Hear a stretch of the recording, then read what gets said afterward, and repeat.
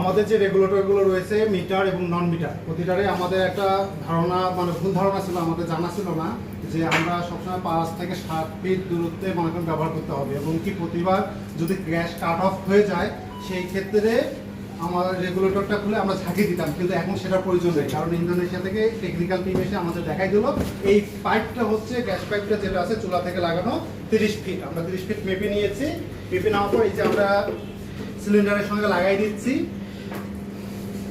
সিলিন্ডারের সঙ্গে লাগাই দিলাম, অন করে ওই যে চুলাতে এখন অন করতেছি, দেখেন এখন অন হচ্ছে না, এবার একটা সময় দেওয়া লাগছে, গ্যাসটা পাস হয়েছে অন হয়ে গেছে। এই যে 30 এখন যদি কোনো ক্রমে গ্যাস কাট অফ হয়ে যায়, মানে লিকেজ হয়েছে বা কোথাও ইয়া হয়ে গেছে, ধরে নিলাম এটা লিকেজ হয়ে গেছে বা বাজার থেকে নতুন একটা রেগুলেটর নিয়ে এসেছি, লাগানোর পর এই থাকবে এইভাবে লাগাই দিবে,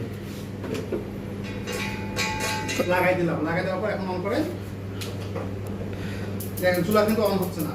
কারণটা হচ্ছে এখানে যে ভালভটা আছে, ভালভটা এসে এখানে আটকাই গেছে, এই ভালভটা রিসেট করার জন্য বন্ধ করেন 3 বার বাড়ি দিতে হবে এই মাথায়, ঠিক রেগুলেটরে মাথায় 3 বার বাড়ি দিতে হবে, 1 2 3। এখন দেন,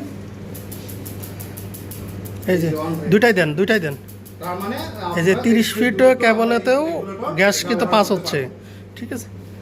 যে স্যার আছে এখানে ইন্দোনেশিয়ার টেকনিক্যাল টিম আছে, সবাই এখানে আছে। মানে জানা ছিল না আমাদেরকে।